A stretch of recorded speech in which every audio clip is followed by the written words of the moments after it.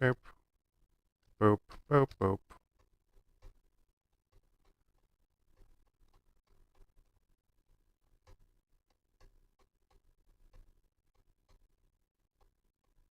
Hmm.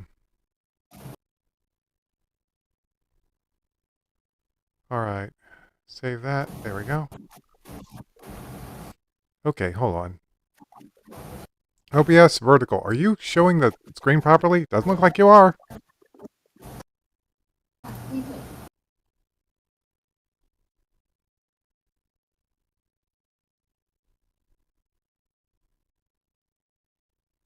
There we go.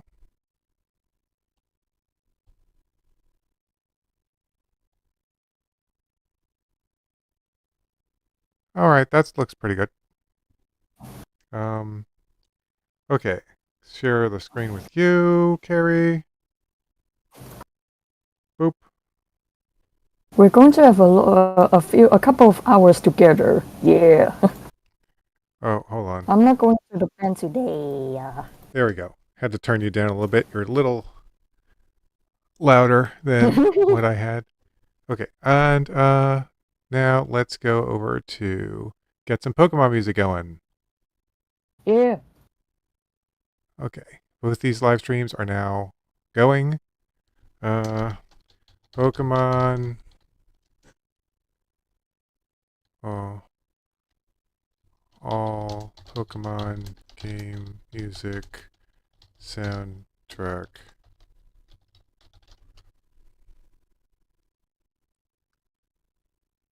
Best Pokemon. Let's see. All Pokemon battle themes. Okay, fine. Then we'll just go with our Soul Silver soundtrack. All right. Here we go.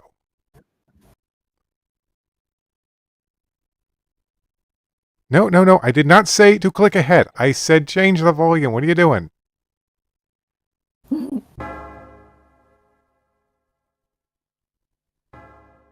There we go.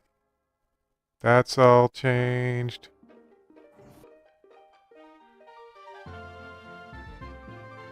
All right. Okay. Now just put this one here. And this one there. And minimize Discord. And I can see everything. Haha. Oh, I gotta change my stuff. On Kick real quick.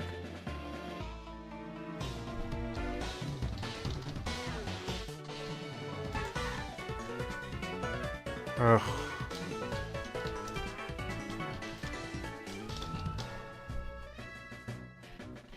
Pokemon.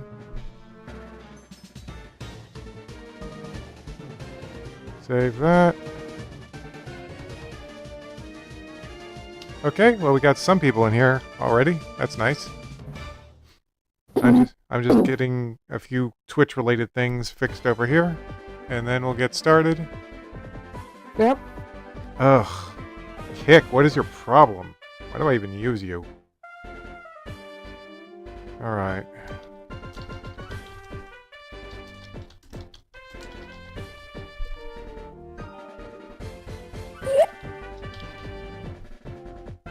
There we go. That's good enough. Put that there. Oh, Kick finally updated. Woo! Okay, now we can actually get started with the reading. Might turn the game music down just a little bit. Okay, that's pretty good. Alright, here we go. Ready to get started. Yeah, let's go. Okay, I guess I'll start reading. Mm-hmm. Chapter 19. Rails takeover begins. My gosh, it's been forever since we did this. Question: How many pages are we doing for this one? I mean, we usually go to about 20. Okay. Usually that's going to how be many we very read each time. Let's see. As Jack healed all the Pokemon who had participated in the previous battle, while Danny set his Pokegear to map and found out where... Wait, what is up with the sentence structure? Healed all the Pokemon in the battle. I feel like I don't think we need while there. Danny set his Pokegear to map and found out where Saffron City was located. Eek! Susan exclaimed. It's all the way over there? There has got to... That is going to be one long walk, Polly, groaned Polly. Jack put his hand up to his chin and nodded, his head smiling. Everyone, say your goodbyes, Jack ordered. Why, Dad? Greg asked. Just do it. Goodbye. Do it. Goodbye. Yeah, sorry. Throat is a little rough there. Goodbye, Danny. I hope you come again so I can beat you in Pokemon, Greg remarked. Polly, I hope you send some of your paintings, Linda said, crying. Jeez. Linda got attacked. I came from afar. Oh, I just realized I haven't shared this with Discord. Hold on. Let me get this done. Jack found us anyway, though. Good on you, Jack.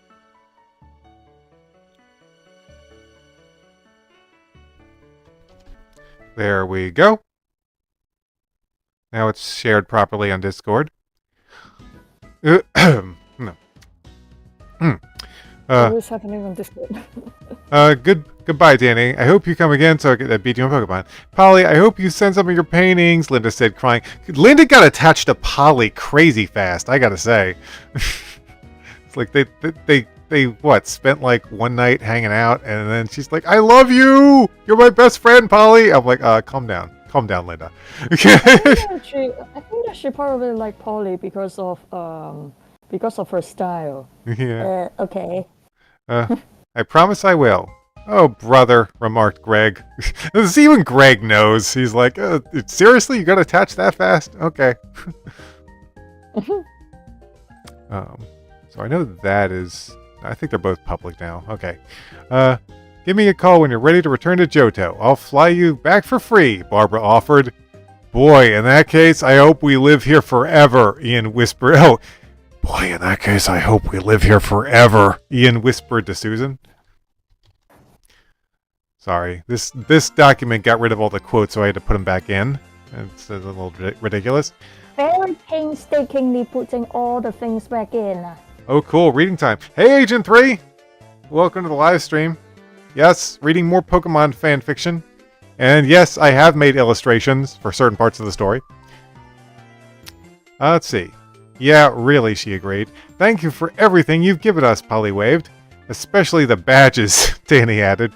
Jack raised his hand, and the next thing Danny knew, he and everyone with him were in the middle of a busy street. Oh my gosh! Jack could have gotten them killed! He just... How have you both been? We've been good, Agent 3. I've been playing a lot of Monster Hunter Rise to get ready for Monster Hunter Wilds. I'm super excited for that. Not sure if you played Monster Hunter. But yeah, Jack just almost got them killed. He teleported them into the middle of a busy street in a city. Could you imagine if they just died there? Story over. Game over, yeah. Dan is going to be like, Jack, I'm going to hunt you until the end of the earth. Come on, Jack. Jack is that guy. Boy, in that case, especially badges. Hey, why don't you kids watch where you're going? The driver yelled. You could have been killed. Not our fault, man. The confused bunch ran off the street and onto the safe sidewalk where Jack should have teleported them in the first place. Let's see. What happened? Danny shuddered. He didn't stutter, he shuddered. The last thing I remembered, we were at Jack's house. Where are we now? Polly wondered, taking a look around her. They were in a big city with several tall buildings, but one stood out above all the others. It was the supreme compared to the others. So it's got like taco seasonings on it. Anyway, and had a sign on it, but from their point, it wasn't possible to see it clearly. But I'm gonna add point of view. I think that sounds better. I'm not 100% sure, but I'd bet that we're in Saffron City, Stephen guessed. Why do you think that? Asked Ian. Because Jack had us say our goodbyes before we were sent off to this place. The only explanation is that he teleported us here. Wow, so we're in Saffron City? Danny exclaimed. Looks that way, Stephen replied. Thanks for saying the obvious over and over again, guys. This is great. We would have had to have walked. We would have had to walk miles to get here, laughed Danny. Ha ha! Thank you, Jack. Hey, Danny, that huge building over there must be the Silphco building, suspected Polly, pointing to the highest skyscraper, not skyscraper. What is a skyscraper? I think you're right, Polly. Then let's stop in to see Grandpa. Sorry, but I didn't come here for a family reunion, remarked Stephen. I'm gonna go get a badge at the gym here. I'll wait for you outside when I'm done. Okay, Stephen, Danny said as he watched his new friend go off by himself. Maybe you guys should go too, he suggested to his companions. Yeah, you're probably right, Ian agreed, as did Susan. Together, they chased after Stephen. Danny and his sister walked down the street, and Moofy, stop trying to break in my room! He's talking to his cat. Streets of Saffron City trying to get a great... keep the great building in their sights. But no matter how far they walked, it seemed to not get any closer. Businessmen and women walked the streets, going in their workplaces? Okay. Shops, restaurants, company buildings were all on all sides. Pokemon trainers proudly marched around walking their various Pokemon. Though the sights they saw were interesting, the brother and sister were getting sick of getting nowhere. Carrie, it's your turn. Okay, I'm here. I will take another paragraph in the next page. Danny, I'm getting tired. Polly confided, panting, coming to a stop. So am I. Let's take a break. Eric was keeping a close eye on both of them. Boss, this is Eric on Saffron City. Do you copy? He spoke to a walkie-talkie. You got the quote wrong, but okay. Yes, Eric, this is real. What is it? Sir, they are finally here. It's about time. Keep a watch on them and inform me when they go to Silphco. Affirmative, over and out. Oh gosh, now Moofy's meowing out there. Ugh. Calm down, cat. And no, Agent 3, I didn't play extra work. I wish I knew there was an extra work. I would have played that. And also my character has a bad case of the shake. Stop that. Danny, I don't can go on. It seems that we have been walking for hours. Now, this is absolutely ridiculous. Polly, it's only been an hour and a half and you knew it, but there's no sense in wasting time.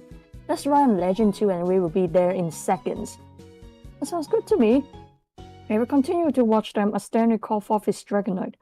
The people around them were caught by surprise and stared at the rare Pokemon. Well, by modern standards, it's no longer rare, but you get it. Yeah. Molly felt embarrassed and she moved Danny and herself onto the living transport. When Legend 2 took off, it was so fast and strong the wind blasted over, blowing some of the pedestrians over. Polly smiled when she saw the city from such a great height. Hey L2, do you see that big tower over there? Danny questioned. L2 looked in the direction Danny pointed and nodded vigorously. I need you to carry Polly and me over to it. I'm below. Eric looks. Okay, hold on. I think I'll put a picture in. Let's see. Please tell me I drew the background for this.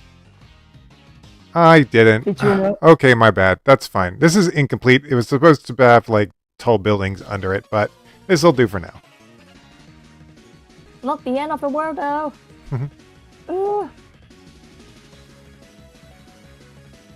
Let's see. So yeah, there's Dragonite carrying them. I just got top 20 in X rank. Dang, you're really good, Agent 3. Wow. Okay. I guess you can continue because I just put a picture there and he kind of just started. Okay. Wait, Jesus. Jesus. Okay, there we go. I've been doing too many multitasking at the same time. This is Eric's leader to Sky Team. Come inside Sky Team. This is Sky Team. Our target has hovering in the sky was a small one-man helicopter piloted by the rocket wearing a helmet. Seriously, why are you guys so persistent? If you guys are more into your proper jobs or something, you probably would be rich. They probably would be rich if they actually focused on other things that weren't like trainers. How much money are they wasting doing this? You can go. I think that we can go ask Giovanni on that. So Giovanni, how much money have you wasted, you dum dum?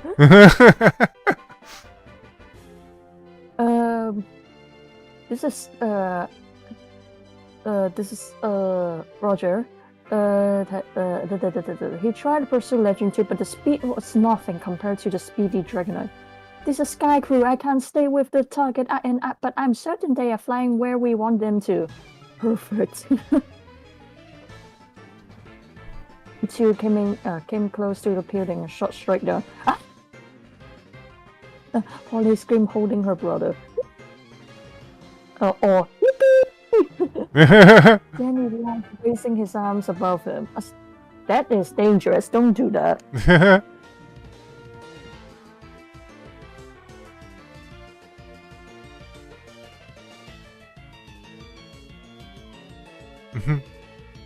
I like this little detail here.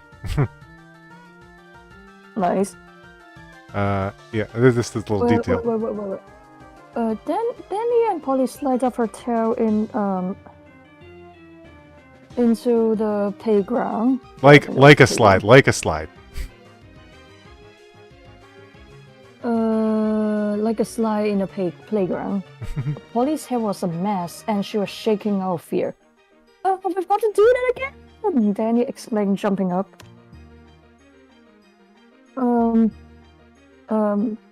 Thanks on everything, Legend 2. You can return to,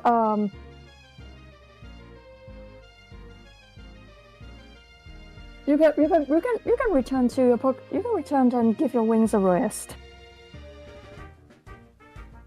Yeah, just Legend doing legendy things. Yeah. Let's see. After Polly combed and brushed her hair to make it suitable again, she examined the tower and was certain that it was the Silvco office building. Letters on it were now visible in the spread of Silvco Silv Company below the small letters and great producers of the world's greatest pop. The entrance had big glass doors that slid to the side when Danny came close to them. As they walk inside, they were both impressed at the decoration. Golden chandeliers hanging from the ceiling, expensive red carpeting laid over the floor. That's okay. And a fountain that has special lighting to give the effect of a rainbow. Many security guards stood by at the stairs elevator, and a front desk that had a receptionist. Suddenly they stepped up to her, feeling they shouldn't be here for some strange reason. This place looks like a hotel, Danny pointed out. I know, it's incredible. May I help you? The receptionist asked politely.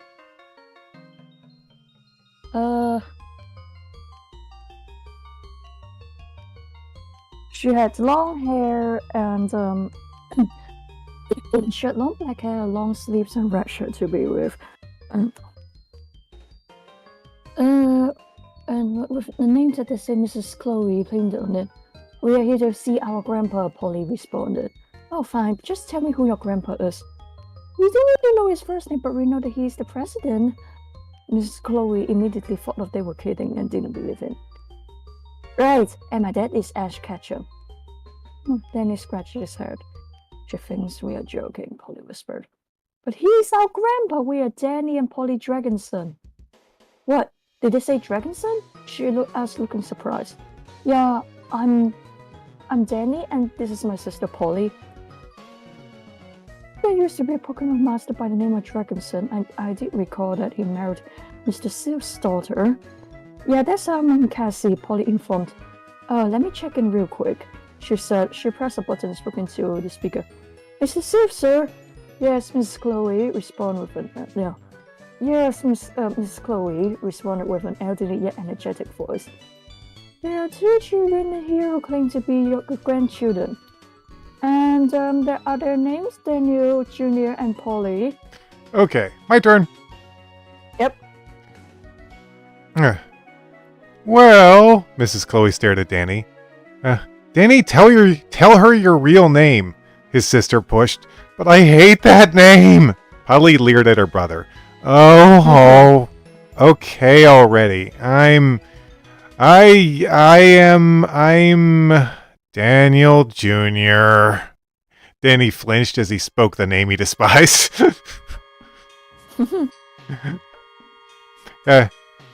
Yes, sir. Oh, send them up at once. You two can take the elevator to the top level. I'll signal the guards to let you pass. Danny and Polly walked past the elevator guards and pressed the button to the highest floor. As they were getting higher and higher, it stopped and the door opened. A stressed employee with a pile of papers ran in and bumped Danny over. Watch where you're going, mister, Polly warned. The man put his papers down and helped Danny up. Sorry about that, kid. Are you okay? Yeah, I'm fine, but what's the rush? I have to get these documents into the right files and fast. I think he means whatever. The elevator came to the next floor and opened with a ding sound. Well, this is my floor. I have to be going now, he stated, towing his load away. Only 1 sheet of paper was left behind, but before Polly could alert the man, the elevator door shut. When she picked it up, she found something rather odd about it. That's strange, she said to herself. What's strange? Danny asked. This paper, the writing on it doesn't make any sense. It's just line after line of gibberish. Danny looked at the paper and saw nothing but letters put down in a random order. They both dismissed it as a worker slacking off and forgot about it. After that incident, the elevator went non-stop until they reached the top floor. As the door slid apart, they entered a grand office with large glass windows stretching from side to side, and a large assortment of beautiful plants, many not even native to Kanto. There was strange office furniture, such as futons and oddly shaped chairs, but what made up most of the office was exercise things, weights, treadmills, cycling machines, and many more. Okay, I'm gonna break this up. This is nuts. There was a man running on one of the treadmills, and he stopped only when he saw his grandchildren's faces. Cassie's father had aged to a great deal, and he was now in his early 60s. He looked like he was keeping in shape. He was wearing jogging clothes, a pair of running shoes, and a headband. DJ, Polly, come to visit your grandpa. Mr. Sylph forgot the machine he was on and was still in motion, and he fell off. Oh gosh, no! At his age? Oh no! Please. That was just like a scene. That was just like a scene in America's Funniest Home Videos. We get those. It was funny. Okay. Danny and Polly ran and hugged their grandfather, who was down on the floor. Oh gosh. He's fallen and he can't get up. Grandpa, we haven't seen you since we were little kids, Danny informed, smiling. We've missed you. You know, for missing your grandpa, well, I guess they never really knew his name because they just called him Grandpa all the time. Yeah, that was it. We've missed you, Polly laughed. Your mother told me you might stop by to see me, DJ. You're traveling all of Kanto to get badges, aren't you? You're following the same path as your father and mother. That's right, Grandpa, but no one calls me DJ anymore. They call me Danny now. Okay, another picture. Another picture, Okay. another picture. Picture is here. Forgot the headband. Oh well.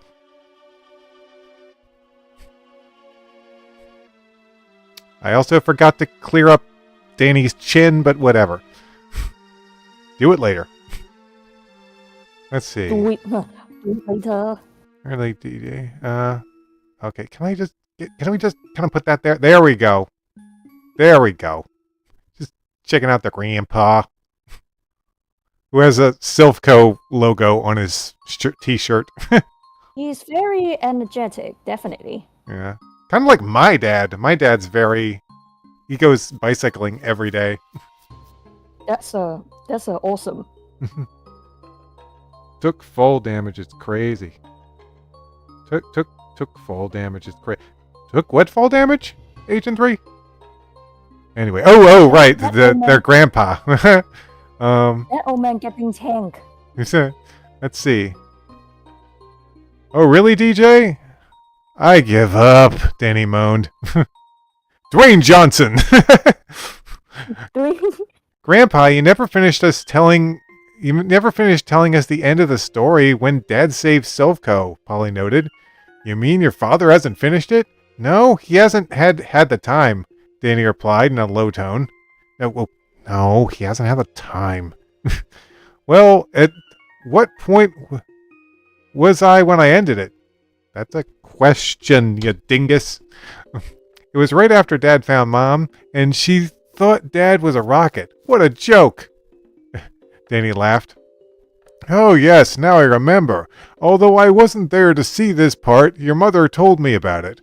Now, your father was with his two friends Jack and Josh, and he just found my Cassie hiding from Giovanni, the leader of Team Rocket. Okay, so this part is just straight up copy and pasted from earlier in the story. I guess we should read it? Do you want to... Okay, flashback time. We're flashing back to an earlier story.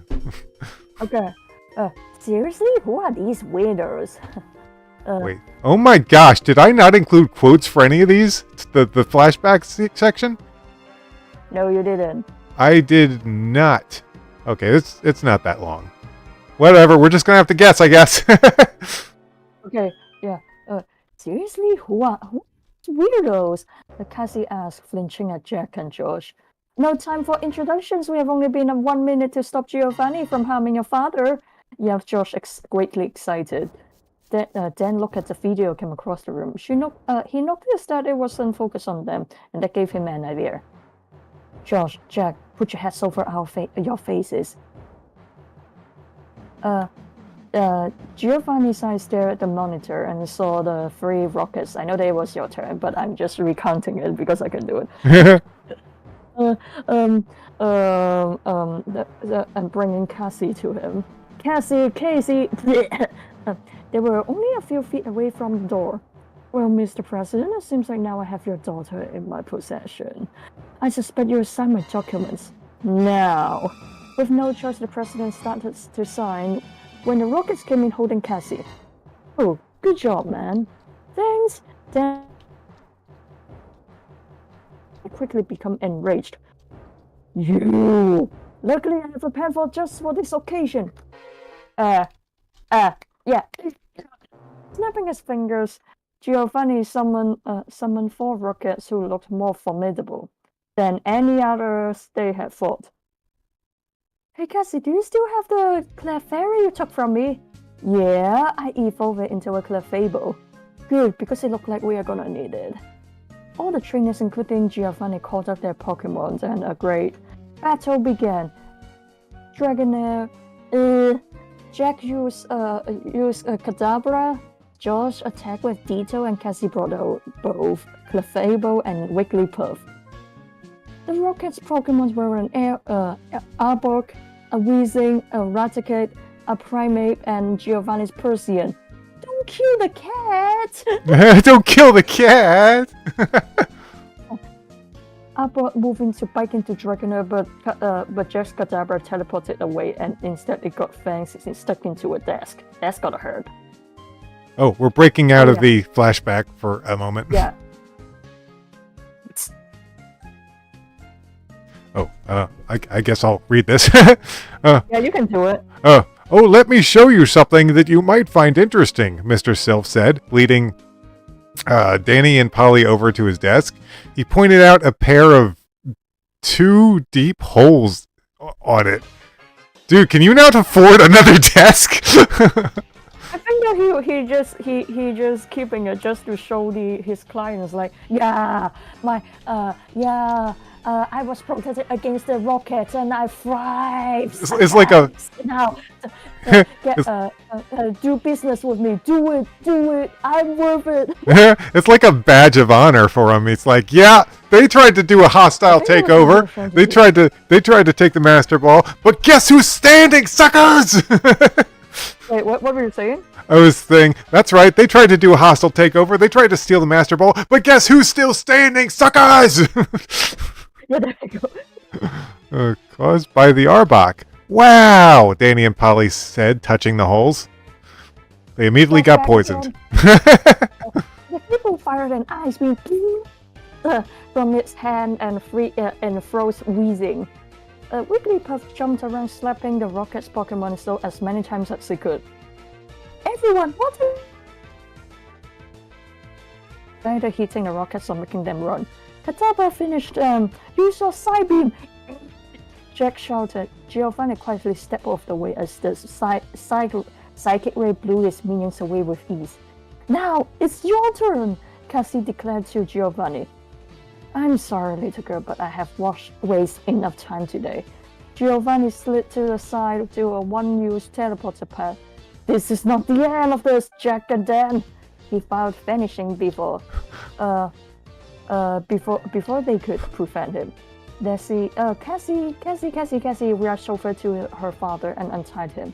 Are you alright, Dad? Yeah, but if it weren't for these big brave boys, who knows what that madman would have done? Make me sign the stupid contract. Yeah, most likely. We just did what we had to be done, said Jack modestly. I must give you a reward. Nah, we wouldn't think about it, sir. Dan rejected. I'd have just the things, Mr. Sylph stated, ignoring Dan's previous sentence. This is for all trainers. You can have this one of a kind. These are not to make any more. Seriously? If they fell into the wrong hands, it would be disastrous, and I can't afford to put my family in danger. Seriously, those things. What do you mean?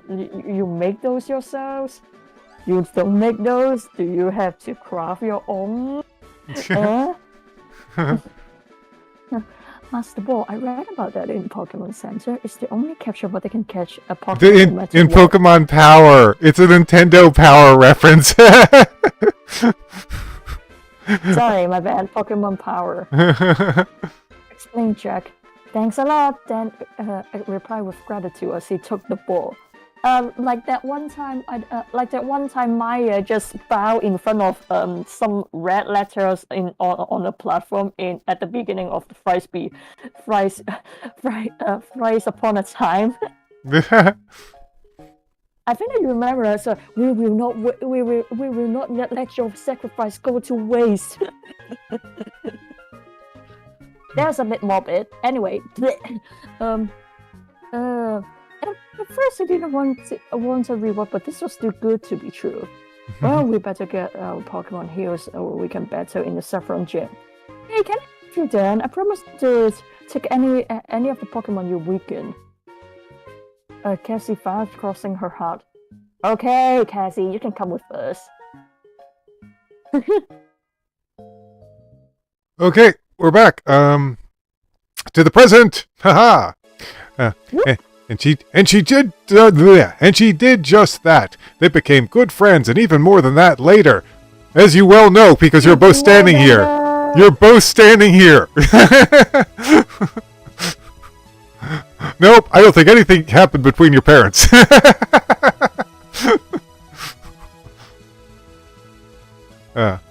That is so romantic, Polly swooned. I can't believe it. My dad was a hero. He saved Sylphco from Giovanni, and he was cool doing it. Danny raved, overexcited. He still is a hero, Danny, his grandfather corrected. If using all your Prism League money to build and fund a school isn't being a hero, then I don't know what is. So, does Dad still have the Master Ball? Inquired Polly. I believe so, Polly, but who's to know what he's done with it? Oh, I have something for you two. Should I continue, or should you? I mean, like, you can take over, and then I can take over the next page. Okay. Why do I find it very funny? It's like he just used all the money to open a school. Was he a doctor? How did he get a degree? He was just only like, I thought that you guys are running around, doing nothing. Let's see. Came up with I mean, maybe went. I mean, it was how many years passed? 12 years. 12 years passed in between the last story and this story. I know. What is it? He asked. Gave it to the. Okay, compact diskette. Gave it to Danny. What is it? He asked. It is an upgrade for Porygon. Insert it into one. Where are we inserting it into, Grandpa? Are we inserting it into its butt? There's not enough butt jokes in the butt jokes. More than Star Wars puns. We need to have more butt jokes. Insert into one, and it will evolve into a Porygon 2. Wow! So this will do it? Yes, but it can only be used once, so use it wisely. Thank you, Thank you, Grandpa! Polly and Danny smiled, hugging him. Polly, we better go find the others, suggested Danny. You're right. We don't want to be late. Late for what? Seeing Steven get his badge? They bid their grandfather farewell and got onto the elevator.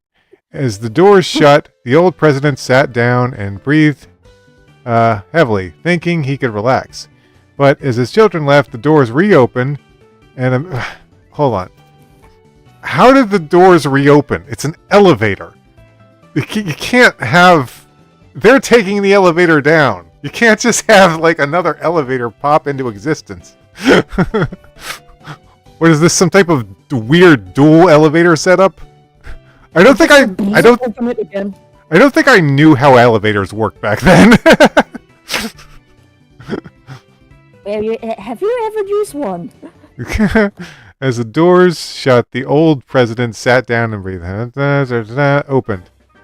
He was a man with a mask walked in. He was tall and was in a Silphco uniform. Who are you? Mr. Sylph asked, moving his hand for the alarm button under his desk. The man threw three... I thought that he was going to pull a gun. Yeah. The man threw 3 sharp stars at him to stop his movements. And what is he, a ninja? And tossed a can of sleeping gas over. The president had nowhere to run to escape, and the strong fumes... never ask how elevators work or you'll be silenced, is what Jack said. Knowing the only one who could see him was unconscious, the man unmasked himself, and it turned out that he was the one who bumped into Danny in the elevator! Dun-dun! You bastard! Boss. He whispered into his walkie-talkie. Mission accomplished. Did you plant the tracer and bug unit onto Danny? Rill asked. Yes, they never expected a thing. You were right. Dan does have the Master Ball. I knew it! Movie keeps trying to break in. Walking away from the Silphco building, Danny and Polly were completely unaware of their grandfather's danger. Polly, after we meet the others, I'm going to call Aunt Emily. Why? I'm going to see if she wants to evolve her Porygon. I doubt it. Dad said that she's had Pory for years, and I don't think she would want it to change. We'll see. Danny was just about to call on his Dragonite to fly them to the gym when he saw all his friends walking in their direction. What in the world are they doing here? I assume that's Danny saying that. Hi, Danny. Steven. Well, well, well. Look who broke through my door barricade. Again.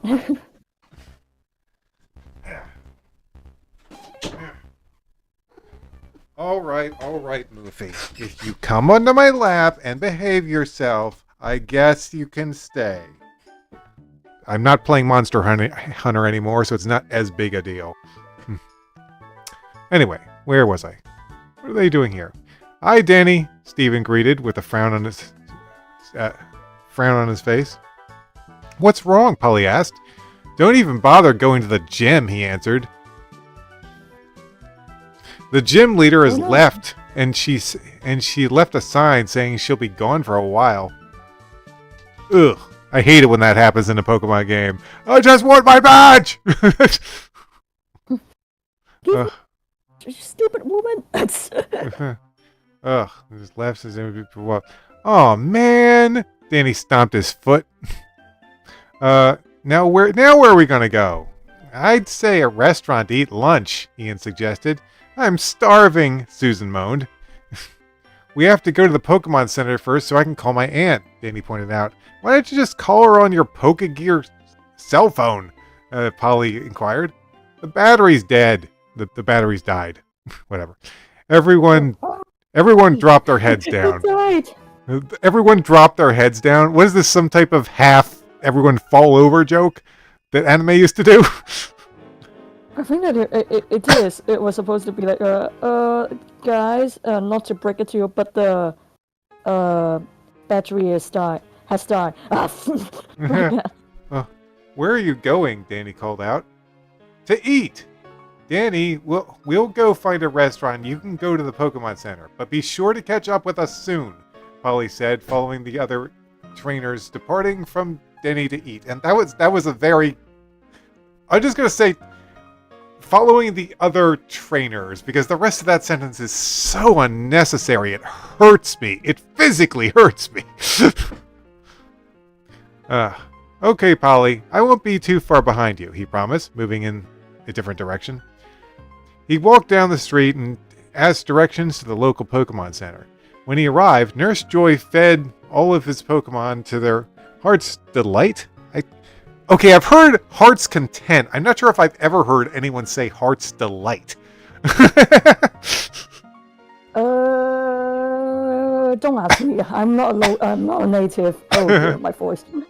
Anyway, let's see. We arrived at the light, and he got on the phone.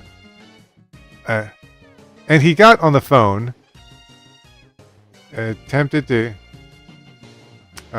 He was fed all his Pokemon to their heart's delight, and he got on the phone, attempting, not attempted, to contact the ranch. It started to ring, but no one was answering, even after it rang 10 times. And even after it rang 10 times, there was no response. Very strange. I've called them many times in the past. There was always someone to answer. I hope nothing is wrong. When he was about to hang up, he got a strange answer, but the visual screen was blurred and the voice was being muffled by constant static. Please help! Oh, hey, Carrie, it's your turn, isn't it? Hey, my bad. Yeah, there's a... Alicia, is that you? Danny! Come back to Alicia! I'm sorry, the line has been disconnected. Apologize to operator. Danny hung up with a worried look upon his face. There's no time to waste, we have to go back. From across the room, Danny heard a sound that sounds like a lock. When he saw the exit, he realized that the Rockets had locked the doors with the chains. Now then, how are you going to get out of this one? Eric asked. The Rockets cornered him, and his Pokemon were in the balls being held by Eric's magnet.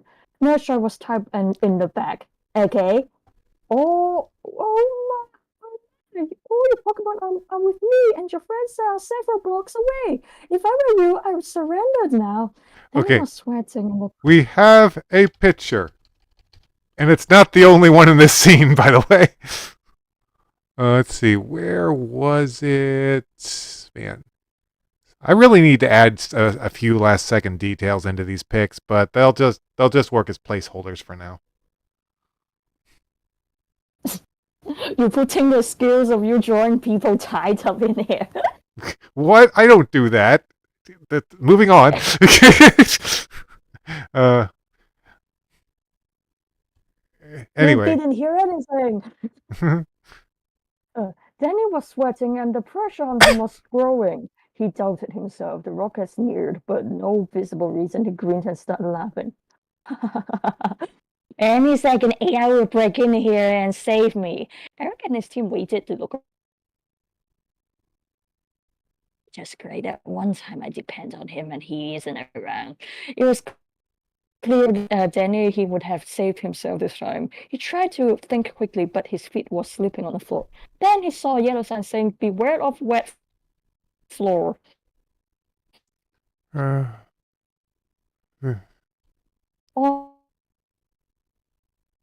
On the wall near the sign, there's a chance he put in a net, and above her was an open window.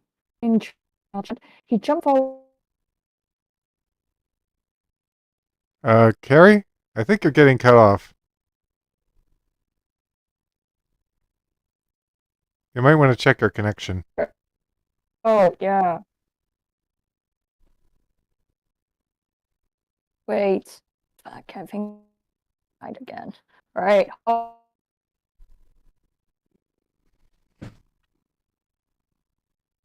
Just waiting for this to get worked out. Technical difficulties.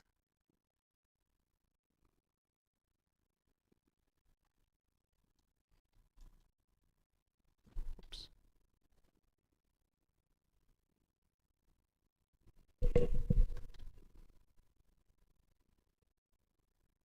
Mm-hmm. I think it was still loading. Oh wait, are you back? I think I'm still waiting for my extender to load back. It's it's a it's taking a bit. I hope that you don't mind. Well, we'll just wait. So. Where did I get cut off? Hmm. Okay. Hmm. Those Just. are some very Still a bit choppy. games. Yeah, still kind of choppy. Okay. Um. Uh. Can you hear me? Okay. I can hear you perfect. Okay. Perfect. Well, how about I read this page and we'll just wait for your thing to get fixed. Um, if you responded, I couldn't hear you.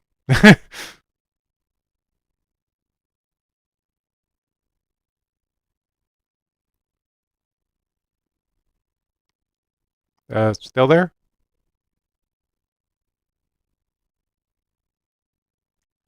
Well, hopefully she gets her internet sorted out so we can keep going.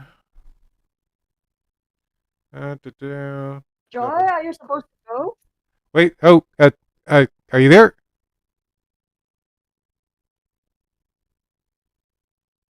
Um, is your internet fixed? Uh, uh, um, It doesn't sound I'm like it. still fixing Well, I'm gonna read. it. You said you could. It's still here. It's still Oh, I'm gonna read. uh, So, yeah, so the stream can continue. I can Okay. still hear Okay. you. Okay. Cool. Cool. Cool. Cool. Perfect. But yeah. It's just okay. Okay, well, I'll just read this next page and hopefully things will be fixed by the end of the page. All right. On the wall near the sign was a Mm-hmm. chancy put in a net. Uh, uh, Stop standing around and grab him, Eric exclaimed as Danny was being charged at. He jumped forward onto his stomach and slid under their legs. Stop him! Uh, Danny jumped onto Chansey, using her like a springboard to jump through the window. Yeah, I have a picture here. Do do do do do do.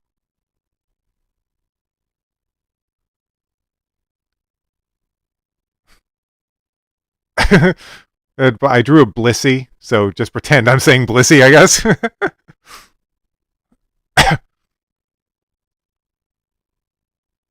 Anyway, let's see. Stop him!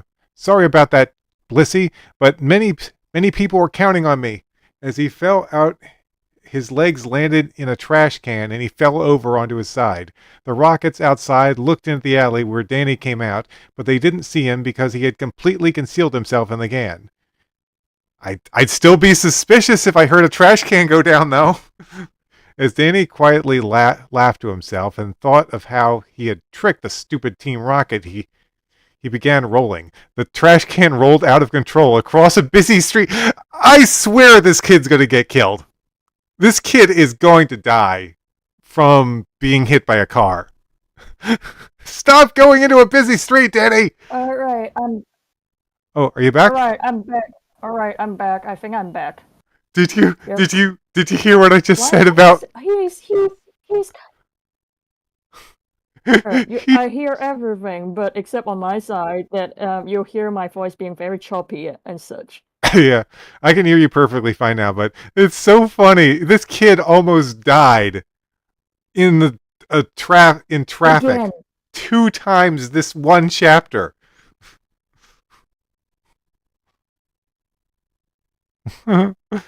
Jeez. Obey the rules of the road, Danny.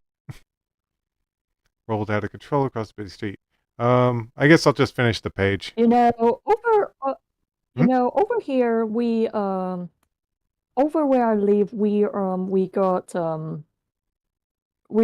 people we got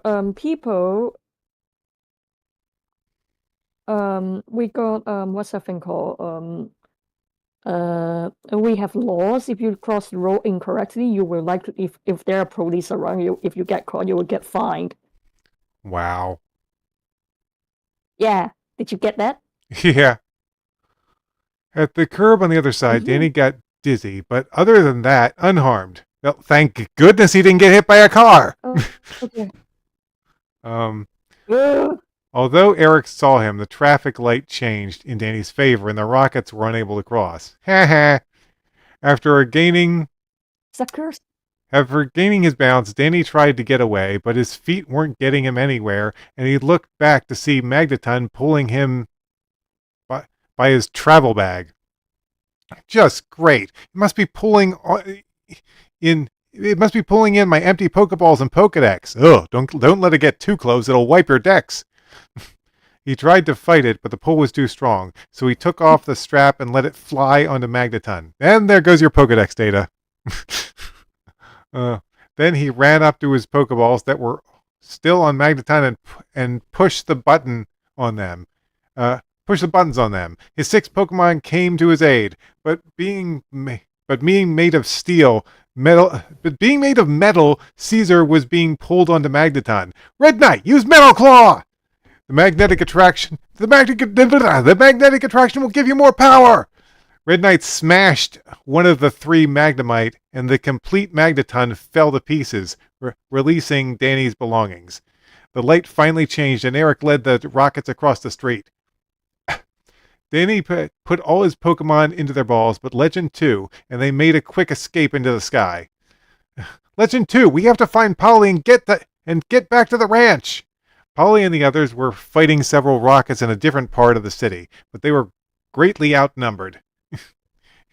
Even though our Pokemon are stronger, we're still outnumbered, Susan informed. Well, I'm not going down without a fight, declared Stephen. As Danny flew over Saffron, he came to a startling conclusion. There are rockets everywhere. They've taken over the city, but this time it's more serious. There must be hundreds of. Okay, seriously, how did they get hundreds of rocket grunts? That's gotta be. Oh no. There must be a lot of people in Kanto who want to be evil. um, rocket soldiers were Lots of guys. rocket soldiers were taking the citizens of Saffron prisoners and taking them away in trucks. Oh my gosh, that's a lot of rockets. They could have just used all their money to make business instead of being I love how you keep bringing that up. How it's so obvious. It's like, all right, we're going to use our money to hire thousands or hundreds upon hundreds of rocket grunts, and then we're going to use our money to get all these vehicles, and then we're going to take prisoners from the dude. For all the money you spent on this, you could have made billions. They are so dumb. Seriously. All their Pokemon were taken from them and tossed into sacks. The Rockets' Pokemon were weak compared to the Pokemon of the small group of trainers, but with each fight, their Pokemon lost strength.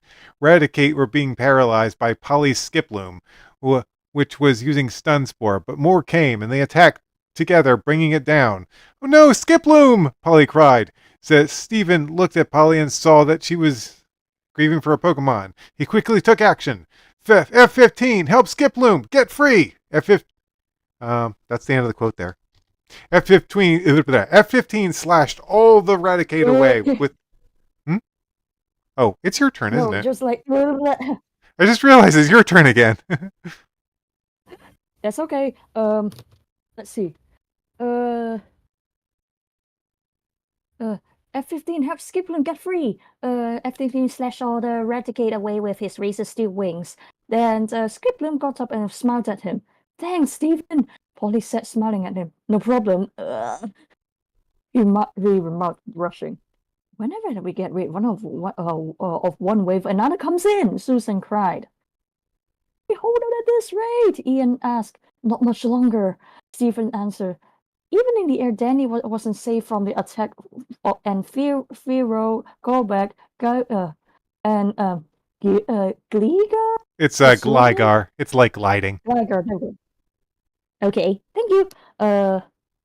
Legend to do a loop and take them out with Ice Beam. Flipping wings behind the flying attackers. L2 shot them all down, but Mob flew up to take their place. Come on, we cannot win here. We have to find others and get out of here. That time the time that everyone feared had come. All of the Pokemon looked too wary from all the Team Rocket Pokemon they had fought, and one by one they were fainting. Now the trainers were on their own surrounded by rows and rows of fierce Pokemon. Well, this could have gone better. It really could have.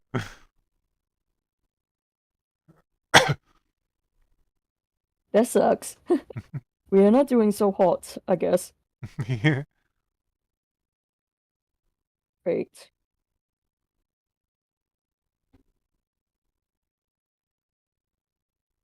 I'm still here.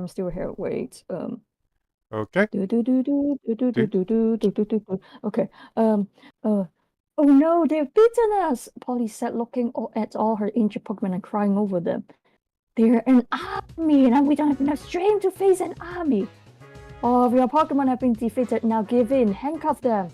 The commanding rocket ordered. As the four trainers were about to become prisoners, Danny and Legend landed in the middle of them. Superhero landing!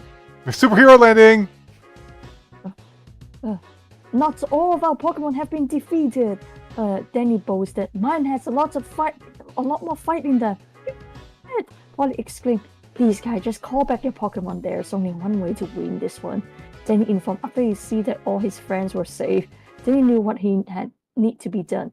L2, use your full power. Ultra Beam and don't leave any one of them standing. Attack that Dragonite. L2 beginning process her special Ultra Beam by collecting light, but she was being disturbed by Pokemon on all sides, biting, scratching, and pecking, and punching and kicking her. Jesus! Enough! Rek'Sai, Deceiver, Fake Wood, Monsoon, Red Knight protect L2 at all costs! Deceiver blew up Eradicates off her with her Side Beam while Rek'Sai and Monsoon used Water Gun to push the flying Pokemon away. Fake Wood and Red Knight bashed the rest down with a swift fighting and dual attacks. Danny took back all of his Pokemon, and the second he knew, his Dragonite was already making her move. The brilliant Ultra Beam moved back and forth all the rockets. Pokemon were hit and severely hurt. Yeah! After it was over, it was just Danny wanted none. Yeah, you can do it. Okay. After it was over, just as Danny wanted, none of the enemy Pokemon could stand and attack them. Let's get out of here, Legend 2. Use Horn Drill and make the rockets move. Trying to avoid the dangerous spinning horn, the rockets spread out and made a path for Legend 2 to get through. The trainers used that opening also and escaped the hundreds of rockets who had supposedly trapped them. Then they got as far away from the city as they could get. After all the excitement, they were all out of breath and needed to sit down and rest.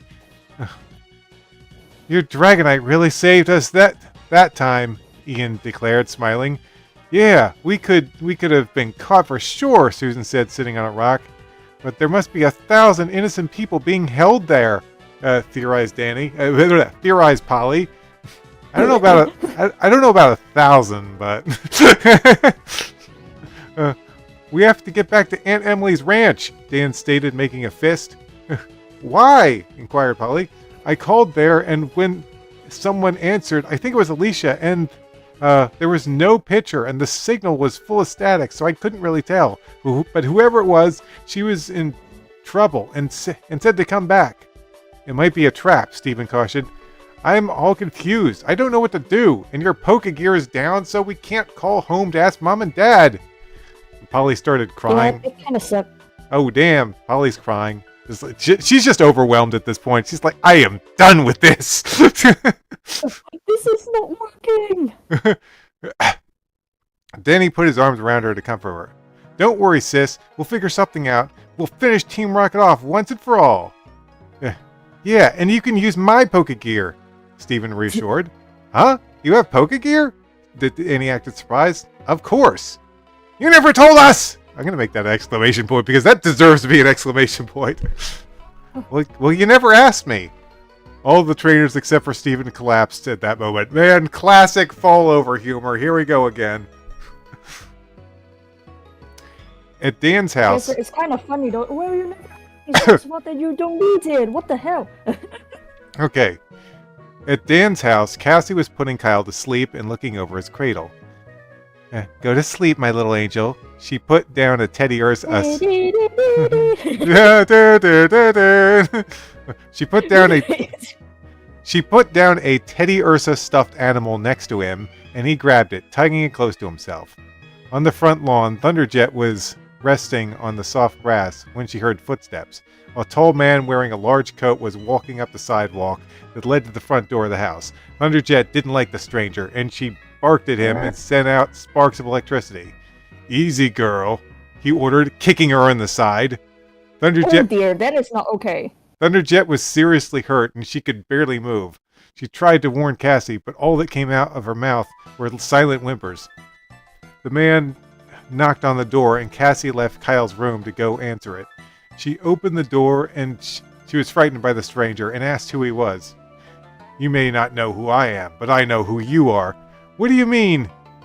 You're coming with me, Cassie Dragonson. No, help!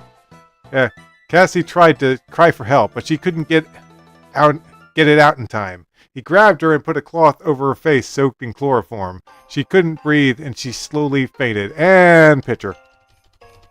Oof. That was not good. Moofy is trying to escape. Your cat is being super weird. Like, what the heck?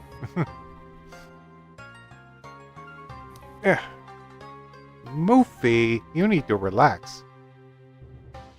Let's see.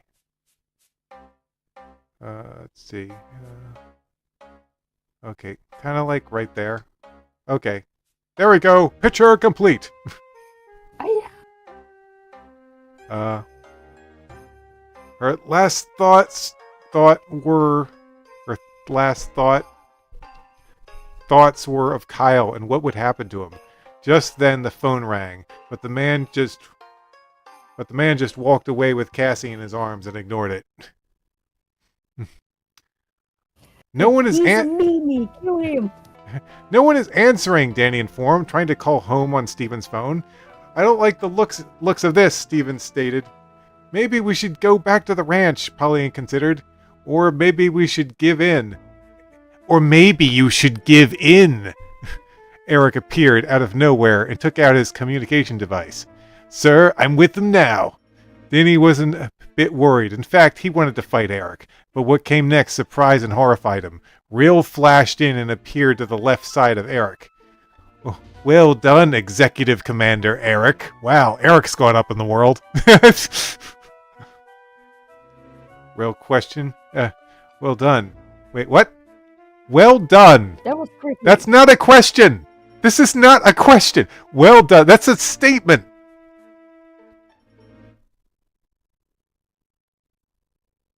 That's a thing.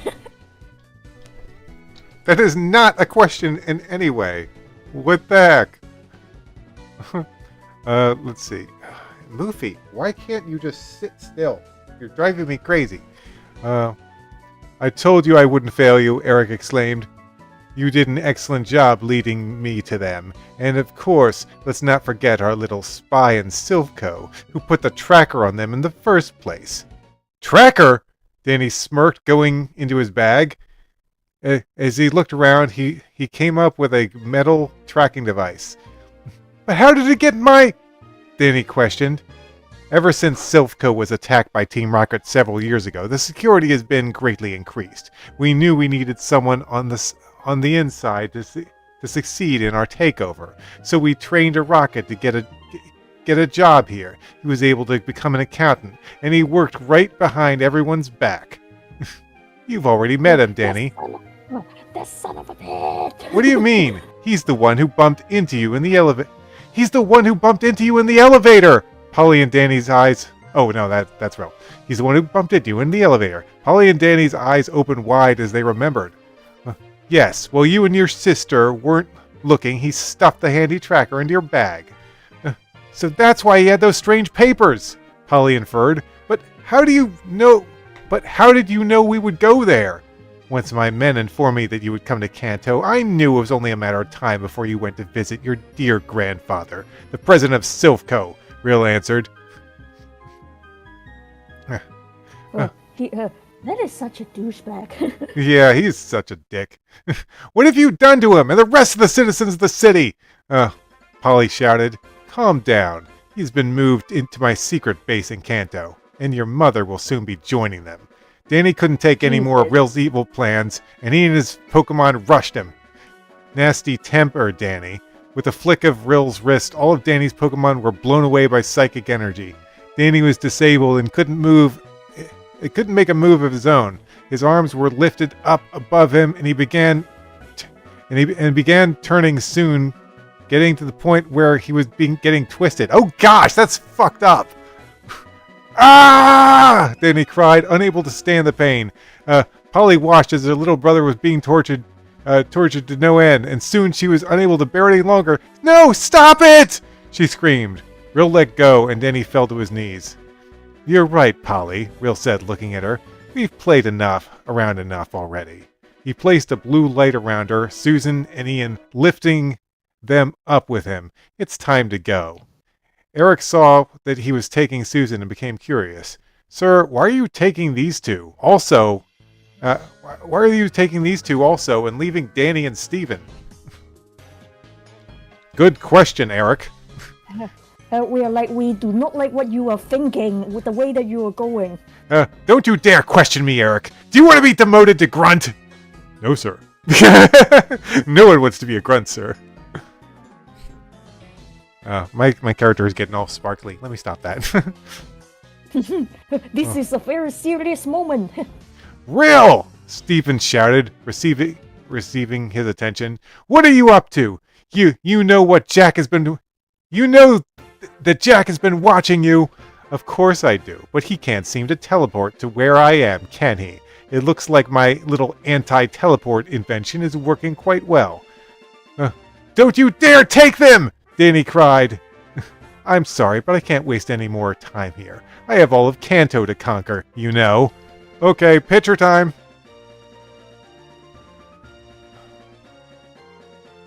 Boop.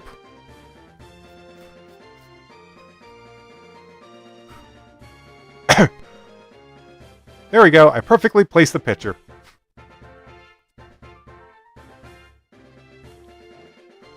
Well, dang you! Curse you, Will! What? Both Stephen and Danny exclaimed. However, I will be very interested to see how you two will do in trying to defeat me. That's why I'm leaving you here. Soon I will have taken control of every city, and you will have no place to hide. Let's see how things play out. Good luck! Danny, help! Polly exclaimed. Danny tried to reach for his Pokeballs. Reach for his Pokeballs? All his Pokemon got blown away. But his arm was too...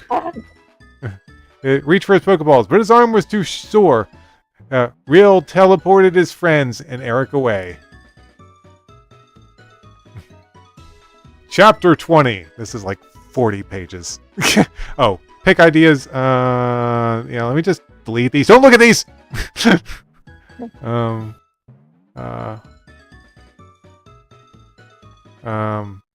Alright. Yeah, I can read it. Chapter 20, Trainers Unite. Okay, Carrie, it's your turn. Let's go!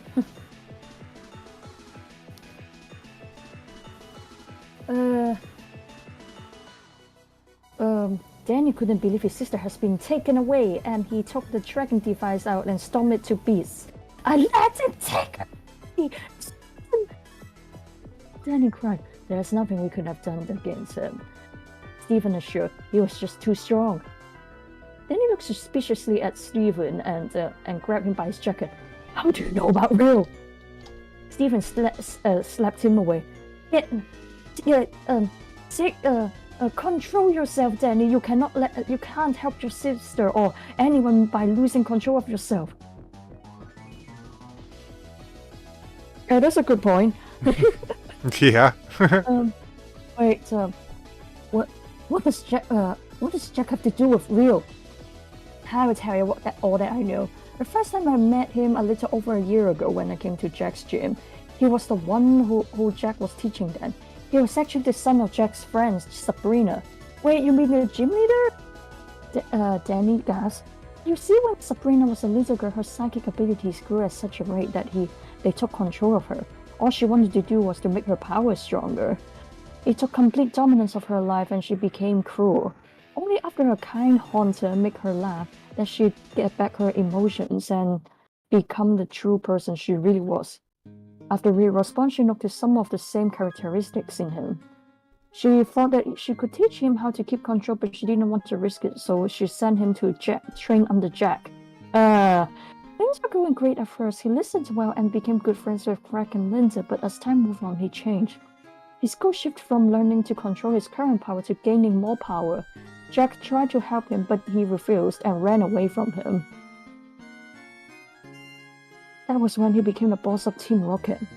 Why didn't Will say that he had an anti-teleport device? Tom really invented it, but he stole to keep Jack away from it. He created a special wall to keep psychics from getting past the teleportation. I don't know where to go now. Team Rocket is everywhere and our Pokemon is all tired. We need to take breaks! Yeah. You might have a good idea about going to your aunt's ranch. We need to check it out. Fine, let's go. It's north of here. Stephen checked his compass to see which way was in that... You probably could figure it out from where you are in the city, but okay. Which way was north, and they began running. Or just look at a route sign. Back in Johto, Dan was standing behind the curtain of his school's auditorium stage.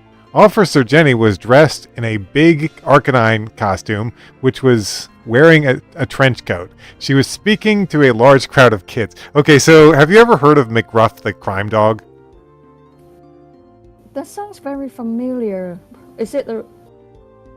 Yeah, show it. He was a public service, I'll send you a picture real quick. He was a public service announcement that was trying to teach kids about how to stay away from drugs and crime and stuff. But he basically looked like this. McGruff. Let's see. Okay, yeah. Okay, I sent you a picture. Yep. Moofy, get off of there. Anyway. Let's see. Let's see, where was I? Let's go there. Back in Johto, Dan was right. Jenny was dressed as a big Arcanine costume, which was wearing a trench coat. She was speaking to a large crowd of kids. Hello, boys and girls. I'm McGrowl, the crime Arcanine. Today, I'm going to talk to you on being safe. All the students were fast asleep in their seats, and Dan, Oh dear. and Dan was falling into a deep sleep himself. Oh, this gets worse every year. A young woman, apparently a teacher, tapped his shoulder and he looked back. Excuse me, Mr. Dragonson, but your wife's work is on the phone. Oh, just great. Just another thing to make this day interesting, he replied, sarcastically. Going into the school's office, he picked up the phone. Hello, this is Daniel Dragonson. Yes, Mr. Dragonson, answered a masculine voice. I was wondering if you could do us a favor. Sure. What is it? Well, Cassie was supposed to have come in for an important meeting, but it's been an hour and she hasn't arrived or called. We tried to contact her at your house, but no one answered. That's strange. Yes, this meeting is very important to Silphco in Johto, and we need her present. Could you please go and find her for us? Of course. Dan informed the school that he had to leave, and he went out into his green van. What in the world happened? Cassie has never been late for one meeting in her life. Not even the stupid one. Something isn't right here. Not even the stupid ones. As he was driving back, he noticed that all the roads were clear. No one was driving on them but him. Well, honestly, I'm surprised there are roads that exist in the world of Pokemon if you play the video games. Oh god, that's a really cute looking dog. Yeah. Once he got close to his house, he saw Thunderjet moaning and unable to walk properly. He parked and ran to her side. What happened, girl? Did Bobby fall? Did Bobby fall down the well? What? Oh no! What happened, girl? Dan rubbed Thunderjet's belly to comfort her, and Thunderjet's probably like, "No, that's where I got hit, you idiot!" Thunderjet's belly to comfort her, and he looked over and saw that the front door was flapping open. He knew immediately that something was wrong and ran inside. Kyle was crying upstairs, and when Dan called for Cassie, no one came. He darted up the stairs and attended to Kyle, whom had a dirty diaper, which he swiftly changed. I don't know why we needed that detail, but okay. Fatherhood looks good on Dan, maybe? It does. Carrying his son around, when Dan walked by the TV, it came on by itself, and Real's face was on the screen. Another picture! Wow, that was a very 8 escape moment.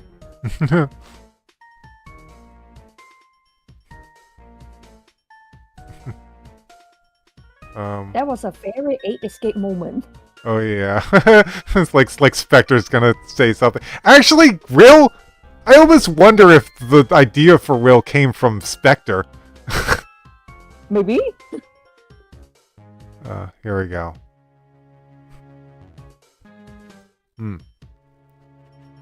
Dan is like, ooh, who is this guy? Or maybe you got it wrong. You should be, who is this brat? Who is Who this is this brat? brat? Boop. Oh, Moofy, you want to leave? Okay.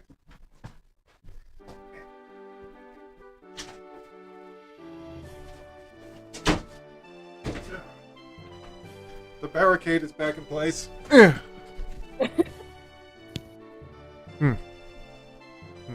Let's see. Hello, Dan. I've been reading for a while. Should you read now? I can do it. I can do it. Oh dear. When was the last time I do a Spectre impression like that? Hello. Hello, Dan. Dan's face turned pale and he looked at Ryu. It certainly took you long enough to get here. Who are you? Dan asked, expecting not to get a response. As you notice by now, your wife is nowhere to be found. It is because she is with me. Dan felt a strong rage growing deep inside him. My name is Ryu, the new leader of Team Rocket, and by now I should be in complete control of all Kanto.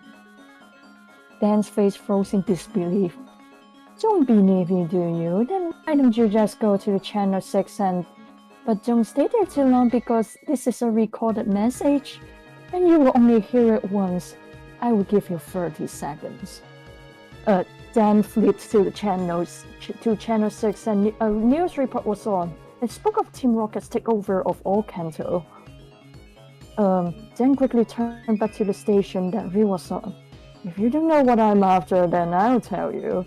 Give me the Master Ball! Thanks to Mr. Sylph, I've discovered that he gave it to you. You have 24 hours before I lose my patience. Is it a wrong spelling? Lose your patience or lost? Before I lose my patience. Oh, loose. I said loose again, didn't I? Yeah, you did. His pants is loose. Give yourself up and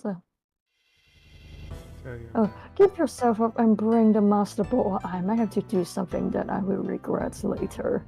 I have one more thing to show you. The camera went away from you have 24 hours before I lose my patience. Oh, there it is. There it is. I see it now. Camera away from Ryu and the focus on two rockets holding Polly. Dan was angry, but knowing that Ryu had the upper hand made him fearful. Tick-tock, the clock is ticking, and now back to your regular schedule program. Then the station switched to what it was before, Professor Oak's show. Now, why didn't you give us the Master Ball, Dan? Dan looked behind and a strong rocket who had his Machamp ready to crush him. The Machamp looked very powerful, but he suddenly fell over. AR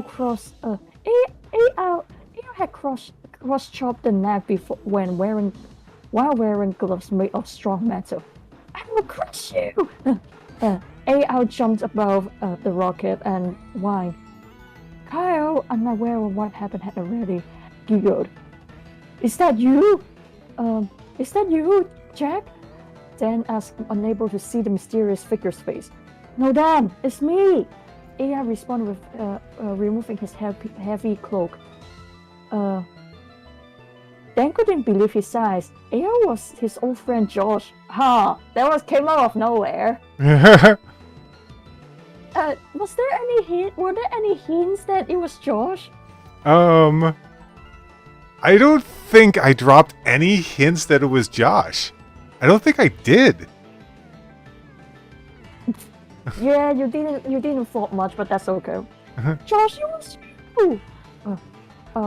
Then he put Kyle down and hugged a friend he had not seen in such a long time. Sorry, I haven't been around. We have another picture, which is where is it? Oh, this one.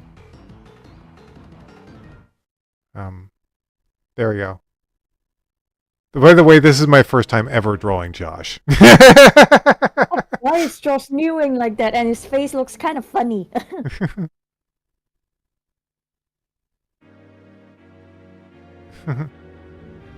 Its main description was talked about spiky hair. Well, I made it spiky.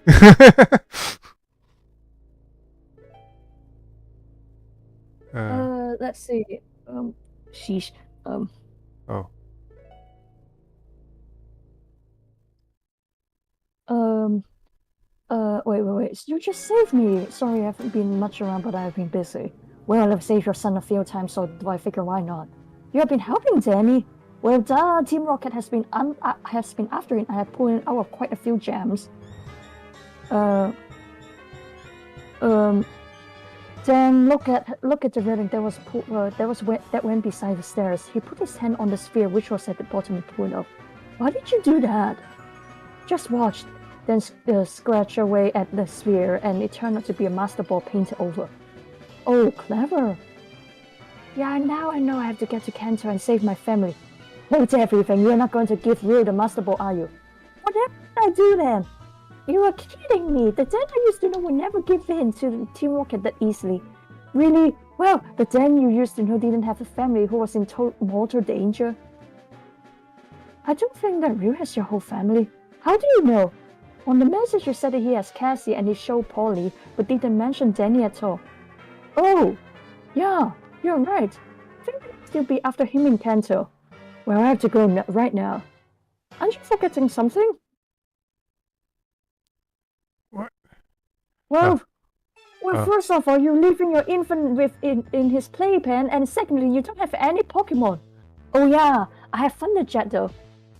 Yeah, then over the years, no battles to Thunderjet has become a slumber pet. You're also right. Then why did you? We didn't even have a way to go to Kanto. This is where you are wrong. Take a look outside. I think that you can do it. You can do the voice here. Oh, is it my turn? Yeah. Okay. Dan walked out his house and jumped in surprise as he saw a 2-passenger helicopter right on his front lawn. Where did it come from?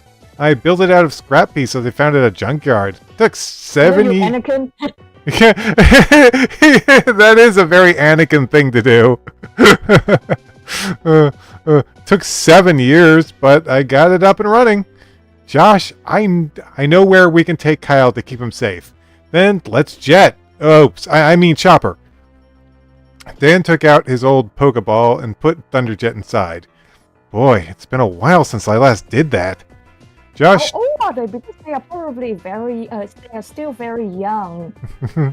They're probably still be very young, and they I haven't fought in a while, but I'm not old. I'm not cracking my back like Grandpa. Josh turned on the engine and got the helicopter's blade spinning. Dan's hair was being blown around under the pressure when he got in. Kyle was buckled to his lap and to keep the child buckled.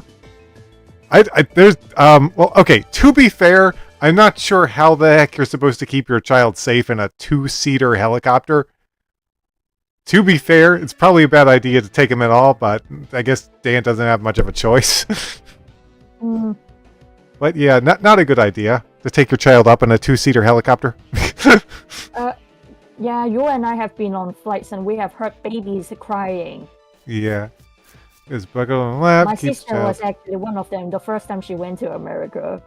Keeps the young child out of harm's way. The aircraft left the ground and slowly picked up altitude. The sun was slowly setting and Danny and Steven ran with all their might. They were over a mile away from the ranch now. Their legs were tired and hurt, but they didn't stop. What do you think we'll find? Steven asked out of breath. What do you think we'll find? Steven asked out of breath. I don't know, but we have to be prepared for anything. When they got to the entrance, it was just like it was at Dan's house, wide open. The inside was a total mess, dishes broken on the ground, tables turned over, and many signs of a struggle. Danny looked over at the phone. It was off the hook, disconnected. Going outside, the land was empty. No people or Pokemon roaming about. Suddenly, Dan felt the ground. Why did you make this so wumpy all of a sudden? I made it so what? Wump. I think that's how you.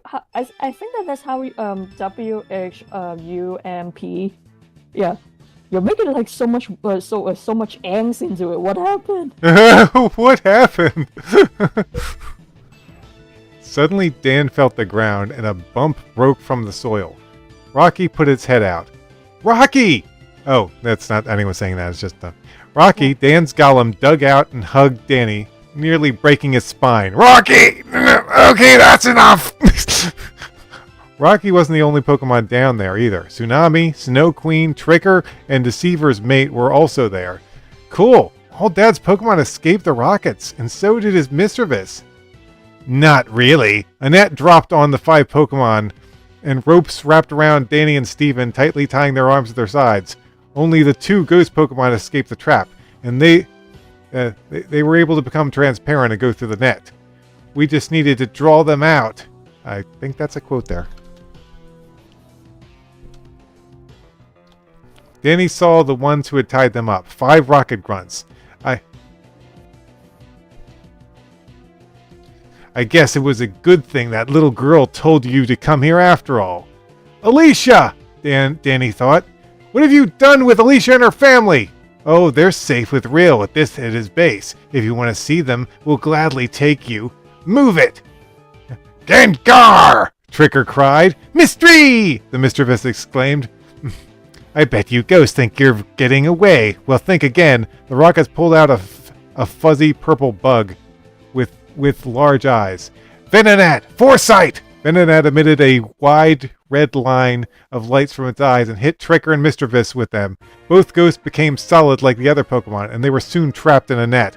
Wow, it's almost like you guys should have attacked the rockets before that happened or something. The rockets drugged the Pokemon into a... Is it drugged or dragged? I'm gonna go dragged. The Pokemon drag into... the Pokemon into... Yeah, there we go. And Drug in a truck, like what? Yeah, they're not being drugged, they're being dragged. Push the 2 trainers along with them. Steven struggled to escape his bonds, but they were tied too tightly. I failed, Polly, Danny said silently. And my aunt's family's... my aunt's family... And my mom... And Dad... Jack was wrong. I'm still a worthless rookie. Stop talking like that, Danny, Steven yelled. You're reminding me of myself before I met Jack.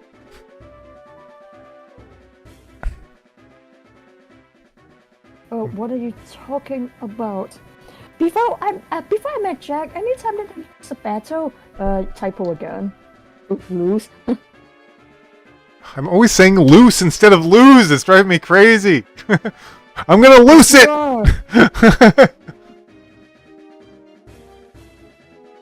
Let's see. He told me that one lost battle doesn't end in your fight to fulfill your destiny. Okay, I hate that. I hate that. Does it end your fight to... I'm gonna say become stronger. Fulfill your destiny sounds a little too...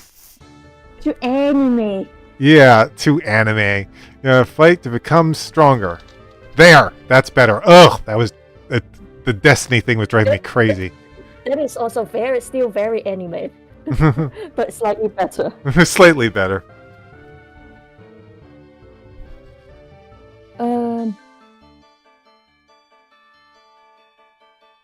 Let's see. Changes changes attitude quickly. Danny and push against his ropes as well. Thanks, Stephen, he said, struggling.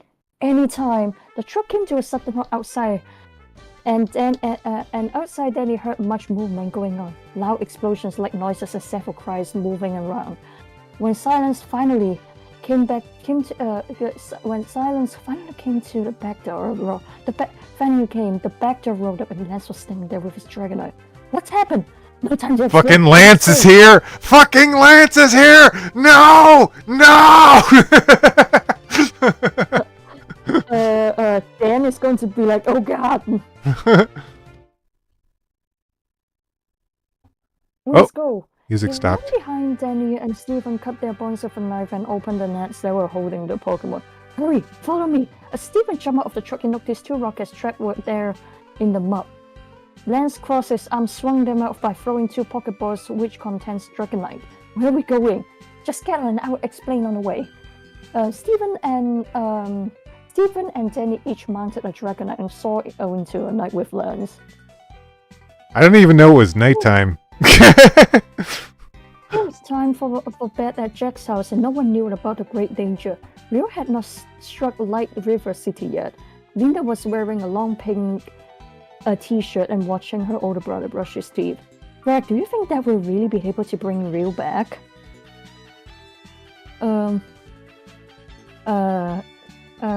She said, sounding deeply worried. Greg washed his mouth out and spat into the sink before replying. Of course, Dad was just waiting for the right time. You will see he'll come through. I hope so. Downstairs, Jack was trying to fix the TV. It wasn't getting any signals whatsoever. This is ridiculous. There's a new episode of Space Trek on. Cable just went out. Well, if it is the cable, there probably isn't anything we can do about it, Barbara informed.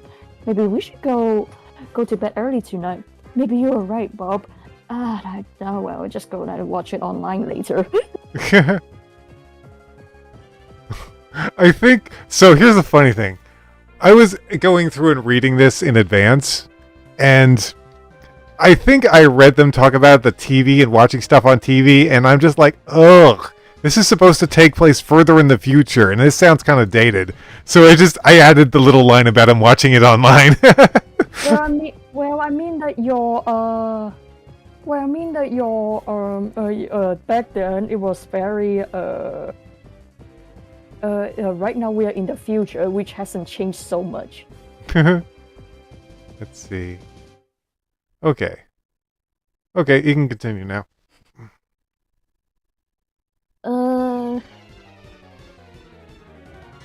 But as Barbara took the bathroom first, and Jack went in to check his children. First, he looked at Greg, who was sleeping under the covers, then Linda.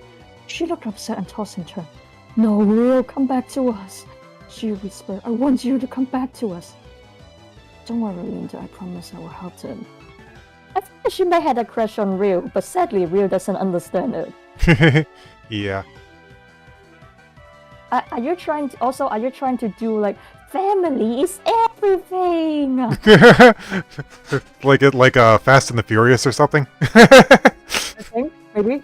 It's all about family. It's always about family. Let's just see wash up overnight. Heard a noise and on the lower level. It's in a broken glass. The teleporting downstairs, he checked out one of these windows smashed open. Then a man outside with a strange white box flashed into it. What's the meaning of this? The man did not answer, but instead held the box and made it flash at Jack. Jack smiled, suddenly felt that it was splitting in two, and he couldn't take the stress. His perfect concentration was stopped, and he needed help. Meow! He cried on his voice. Several miles away, Miwa clearly heard Jack's cries and became alert. What is it? We must stop. Jack, tell me, it's the trainer, Lavrita. I'm coming to help you. No, find them. The device they might hurt you too. Jack, go find them. Don't worry about me. From then, Miwa couldn't get more messages. We have a picture. Let's see. There was a nasty psychic attack.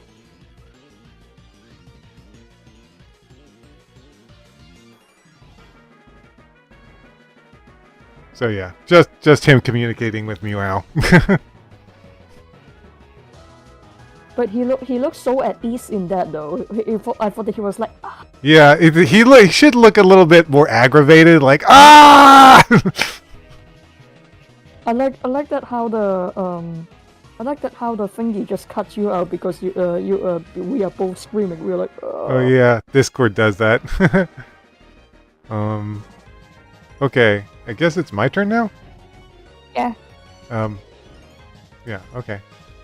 From then on, Meow didn't get any more messages. Deep in Jack's subconscious mind, he pictured himself in a large dark room with red lines spiraling all around him.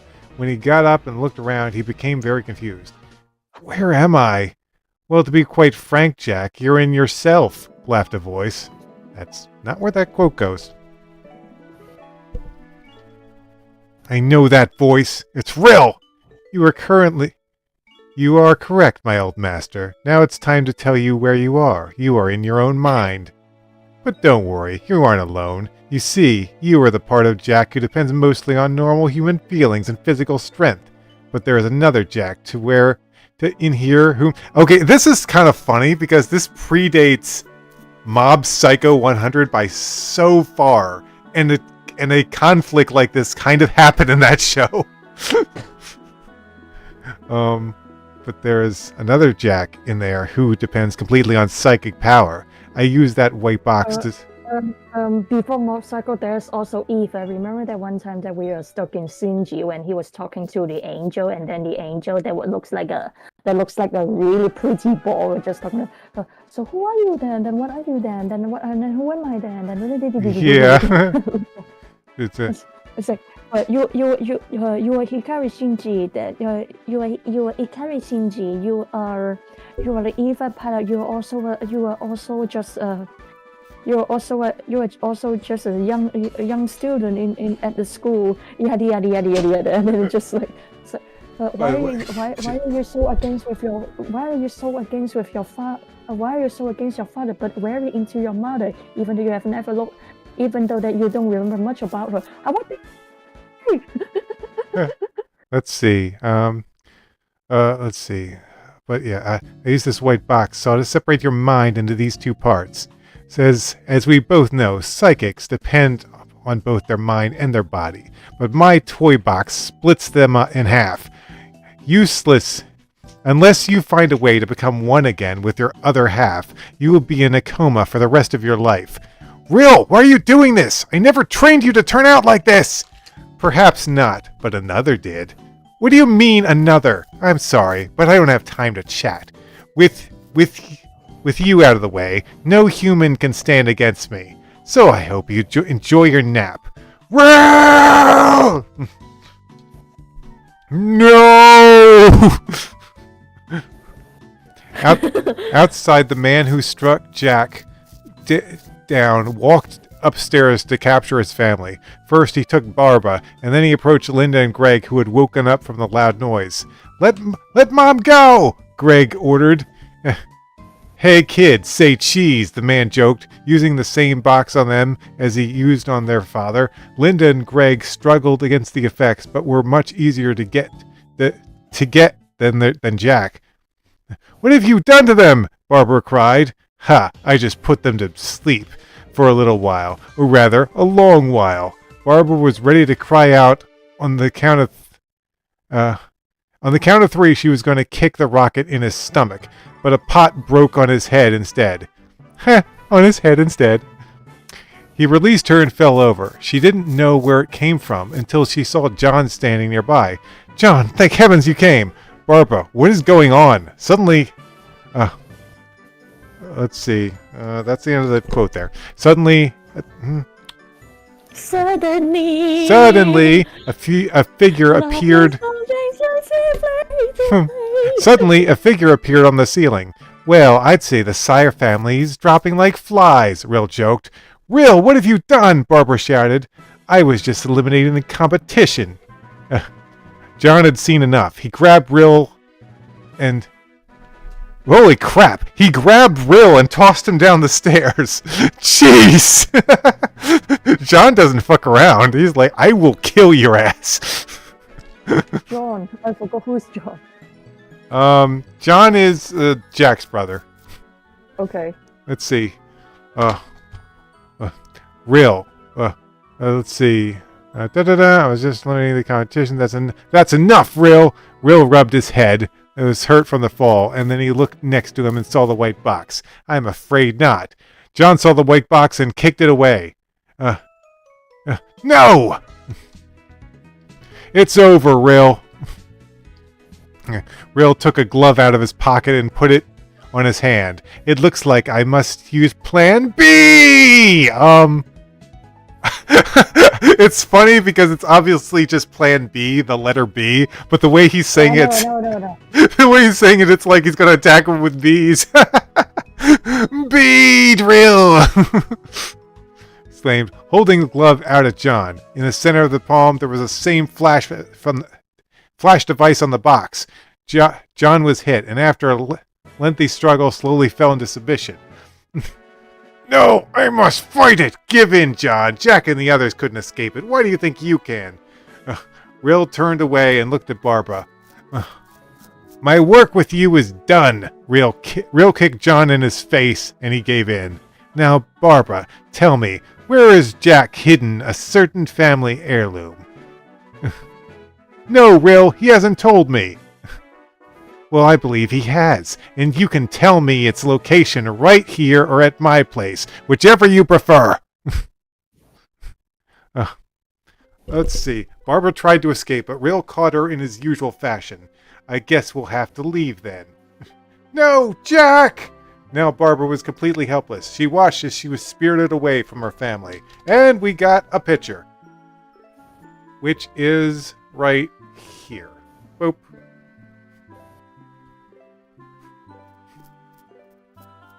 He's just a little brat. But then again, he was manipulated by said master, whoever that master is. Spirited away from her family. Dan was not the only one to see Rill's broadcast in Johto. Talon had been... Oh, you know what? I think we should just end it there for today. We've been reading for a while. And now we will stop at the cliffhanger. Do not kill us, guys. Let's see. So, how long have we been streaming for? Let's see. How long? An hour and 40 minutes. That's pretty decent.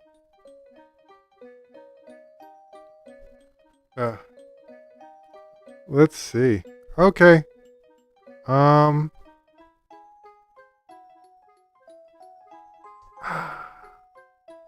Should we stop there? Yeah, I guess we can stop there. We've been reading for like a while now. Boom, inflammation for hours. Okay. Alright, that's gonna do it for today. But Carrie, I got like plenty more pictures, so we're good to do this again next week. If you got time next week. Hopefully I get enough time. But next time we'll do next time we'll start live streaming the Cassette Beast DLC or Lena or something. It's something. We'll figure it out. Okay, bye.